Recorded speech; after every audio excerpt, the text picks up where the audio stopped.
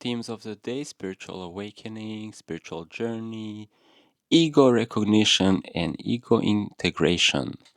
Well, let's start with an example. You know how your mind is very good at comparing things, like you can compare your self concept to other people, and you can compare $1 to $1,000,000, and you may think, okay, wow, this is so much more amazing, or somebody is better than me, or I'm better than somebody else. Well, this is your dual base operating system because still you haven't expanded into all encompassing consciousness.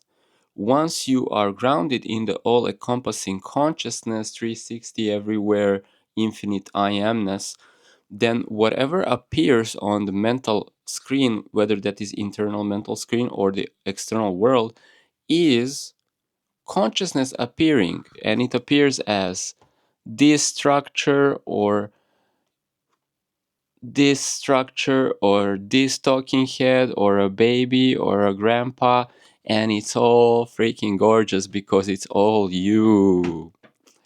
It's all freaking gorgeous because it's all you, and you're just creating intelligent forms, and they walk and talk and jump and do things, and in all of this mental comparison that can still be a function of your mind, yeah, everything is equally precious. Now, before we are relaxing in the consciousness, this comparison may drive us crazy, because in comparing our self-concept, we may develop psychological complexes like, I'm not good enough in comparison to these people because they're more adult and they're smarter than me. Okay? So this is like a subtle difference where you see somebody like a cactus and you're like, oh, I'm so inspired by what that form can do. It can, it has all these little, what do they call, like, and you're like, oh wow, I'm taking inspiration from that. I'm gonna be a cactus. Don't touch me, I'm gonna sting you. And you find that this property of being stingy is actually creating energetic boundaries or whatever.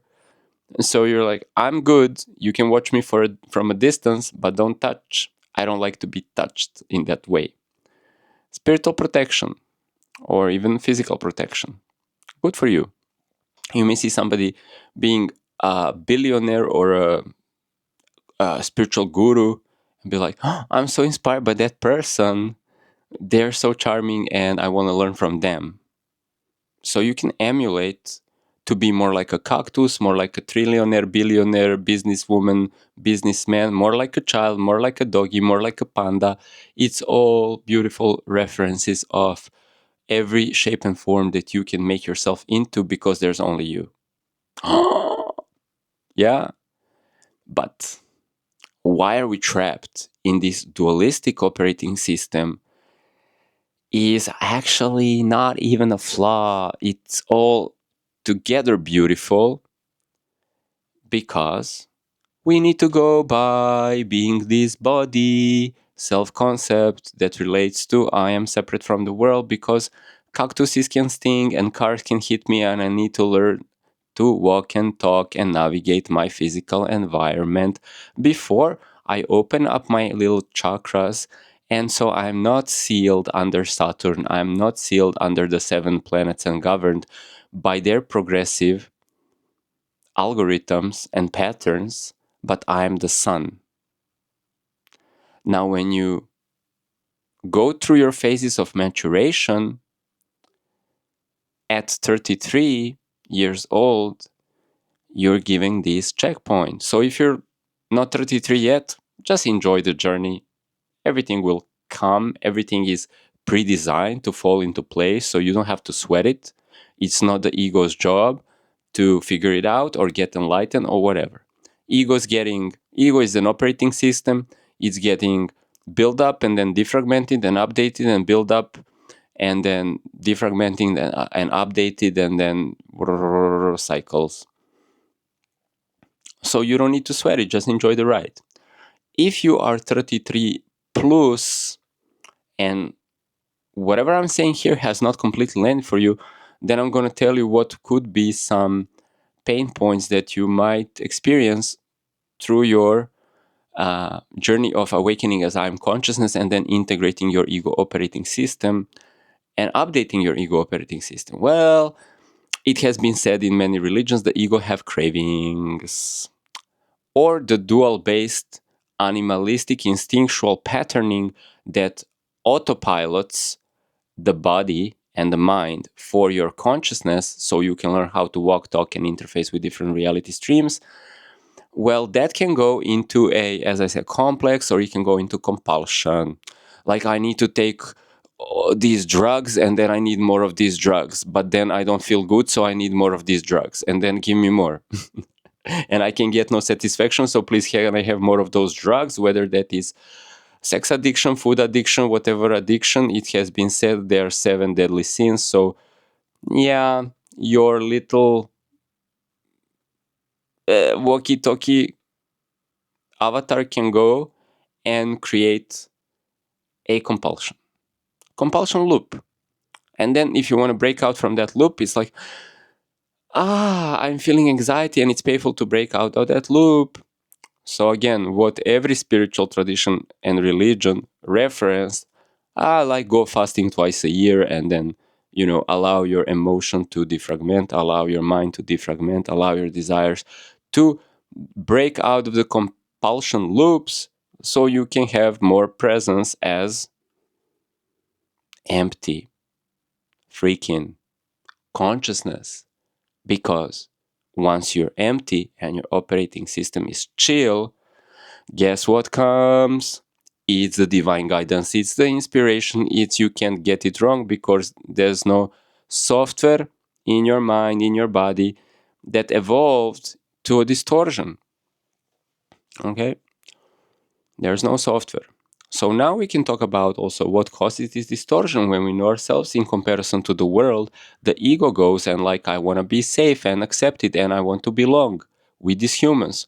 So it is very vulnerable to peer pressure, societal conditioning, me telling you you're not good, you should behave in this way, don't behave as yourself because the school teacher told me you're behaving as yourself. You're not supposed to behave as yourself. You're supposed to do what the school teacher asks of you. Okay, don't behave in the way that is authentic to yourself. Never, never, never, never, never, don't do that.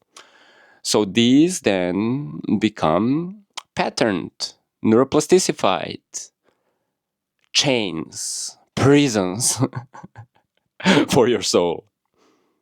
And they made of you. They made of your soul. They're made of your mental mass. They're made of your emotional mass. So the only one who can break the chains is the one who's keeping them around. And the only one who's ever there was you. So you need to recognize here. Strong ego identification that becomes neuroplasticity becomes a habit or a self-concept that we understand ourselves through, like a story that is looping for some years. But if we are holding that ego in a rigid form, guess what the mind is doing, how it is forming the story? Well, the mind is dual. As I said, before the mind is integrated in pure consciousness as Trinity, there is duality. So where there is ego, a strong identification, clinging to a self-concept like, I am good, but those people are just evil. Well, if I believe myself to be good, then I have the shadow, which is me being evil. Evil empire emperor, I am about to crush you. You see, fluidity, however, is consciousness seeing that in this polarity of roles, my self-concept is just a fluid stream of imagination. So I am the most evil, or hi, Mr. Goody Goody Theater Jolly Fella. All right, you believe yourself to be man or a woman strongly, guess what? You're not either. Yeah, I'm not saying like you're transgender or something like that. I'm saying you're consciousness, bro. You don't have sex. But then you project this reality through yin and yang. So you are both sexes on a very fundamental physical level of reality. So your self-concept can be derived.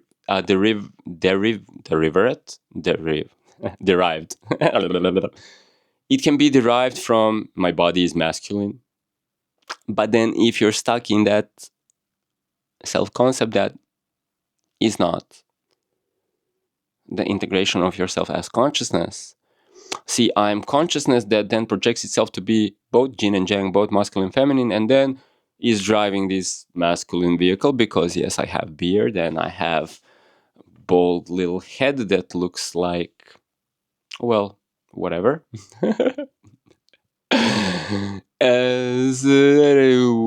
So this is not about role playing because I can role play to be a lady, or I can roleplay to be a guy, or I can roleplay to be a kid. I can roleplay to be your grandfather. Right? I can roleplay to be a cactus. I can roleplay to be a cat. My body has a penis. Voila. If you need to derive the identity from how things physically appear, good. Whatever level of reality you're on, good. It all makes sense on that level of reality. When you come to the next level of reality, things look differently. So it's not for binary arguments. If you get me, you get me. If you don't get me, stick to your own rules as long as they last. But beware of rigid rules, because anything that you know today might be in a totally different constellation, and only the consciousness is absolute. Everything else is transient, relative. So what are the pain points that can then hinder a person? So for spiritual attainment of yourself as pure consciousness, you only need to flip back your awareness onto itself and ask yourself, who am I on the deepest level? And then negate any mental concept until you come to nothing that you can mentally define, and then you will find your pure self as a consciousness observing these theatrics, reality constructs. And that's available for everybody and also at any given time. And what I say, a 33-year-old gateway or rites of passage or portal initiation is that you will see that your patterns, your natal chart has autopiloted a journey for you, so you can develop your walking, talking, and jumping over ropes or slamming those hoops or whatever you're doing, yeah. And then you will also see that your individuality has been patterned by a program, an algorithmic progression of 12 planetary spheres or basic units of building reality that are called spheres or planets or archetypes that combine into infinite fractals, reiterate their positions, and create different patterns. So that makes you personally configured to be an individual with certain types of temperaments and talents, and makes me a little bit different, and makes Mr. Panda and Mr. Cat and Mr. Bunny and Mr. John and Mrs. Smith. It makes us all different to a degree. However, 33 years old, you're Mr. Smith, you're Mrs. Smith, you're Mr. Panda, you're Mr. Doggy, you're Mr. Kitty Cat, dies on the cross. Symbolically, because you don't have to be crucified, but here's a cross. Vertical and horizontal realities together create the appearance of individuality and being. Who is projecting that is God, you, consciousness, I am, and the horizontalness is this sphere, but the verticality of that is from the God mind, from the source, into the algorithm, into the holographic rendering of the video game. So now you're not Mr. Jesus, Mrs. Smith, Mr. Smith, Brad Pitt, but you are consciousness playing that character.